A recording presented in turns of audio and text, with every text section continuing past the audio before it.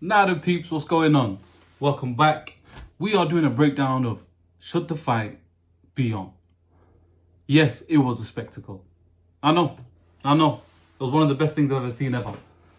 I'm not gonna lie to you, especially that one moment where we saw Chris Eubank Sr. rolling up. Could have made better TV than that. You could not. I nearly broke my TV watching all of that. Was seeing Nigel Benn and Conor Benn just looking up at that screen saying, they didn't even say anything. They were just watching it. And you could feel what was happening in that room at that point. Yeah, Conor says they were happy and he was glad to see his dad back in his life, and I get it. But a part of me feels like it was an oh shit moment. An oh shit moment. But, look, the fight was amazing. Spectacular. One of the best spectacles we had in the UK for a very, very long time. In terms of the spectacle, can we say anything bad about it? No, we can't. It was a moment to remember. I have never seen that many people intrigued about a fight like that in a very, very long time. So the purses were, for Eubank Jr. made 10 million in this fight. There was another video where he did say, I threw out a wild number. And Turkey said yes straight away. And he thought to myself, I should have done more. And I don't blame you for it. If the guy says yes the first time, God damn, I should have asked for more. But he'll know next time. Benn, 8 million, plus the 500,000 that Eubank gave to him, courtesy of the missed weights. So as a whole, they did say that the whole fight generated an amount of 30 million. 30 million is crazy. There were 600,000 buys in the UK alone. My oh my. But let's talk about the nitty gritty over here. Do say the fight should be left there. And if anything, it gave us an insight of how good Conor Benn is. And can he mix it with the best of them in his division of 147? And that answer is yes, he can. Yes, he bloody can. He can mix it in with the big boys.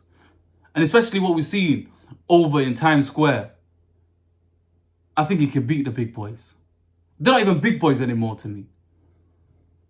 Conor has the minerals to do amazing there, and he can do amazing stuff. But for this fight, leave Chris out of it. Leave Chris Eubank Jr. out of this. And the reason I say this is health. And health is wealth at the end of the day. Chris spent excessive time in the hospital. Yes, it's a precaution for both fighters to go. Yes, Conor Benn was there as well. The fact that both fathers were there and Chris Eubank Sr. was congratulating Conor Benn and telling him what kind of fighter he was, and it was nice to see. But that fight was risky on the Chris Eubank Jr. side. First of all, he missed weight, and he nearly killed himself missing weight. And a fighter like him, by the way, does not miss weight whatsoever. In all his fights, I've never seen him miss weight. He takes that stuff seriously, and most fighters do, and I hope they do actually. So that's part one. Then the rehydration clause. I hate the word rehydration clause. I hate the word rehydration. I'm done with it. It don't even make sense for him. So look, let me go through what he's fought before. Liam Smith, he fought at 159.3. Cool, no problemo. He was at 160 for this fight. The first fight was 159, sorry. Then the second fight was 159.3. He fought Muratov at 163. He fought DeGale at 167. Chris, what are you doing? Why are you going down in weight when you're getting older? It makes no sense. You're meant to be going all the way up. But the thing is, there was no rehydration clause on any of those fights. Well, yeah, he's fighting the smaller man. He needs to come down and... No. There's a saying from Dr. Margaret Goodman here, who's the president of VADA. She has said, rapid weight loss and dehydration can lead to decreased cerebrospinal fluid and increases the risk of brain injury. So the fight going on, does it need to happen? Will it generate more money than it did beforehand? Will it generate double the amount, triple the amount? Add on an extra 10 mil? Because they will put money into this with the amount of hype they generated.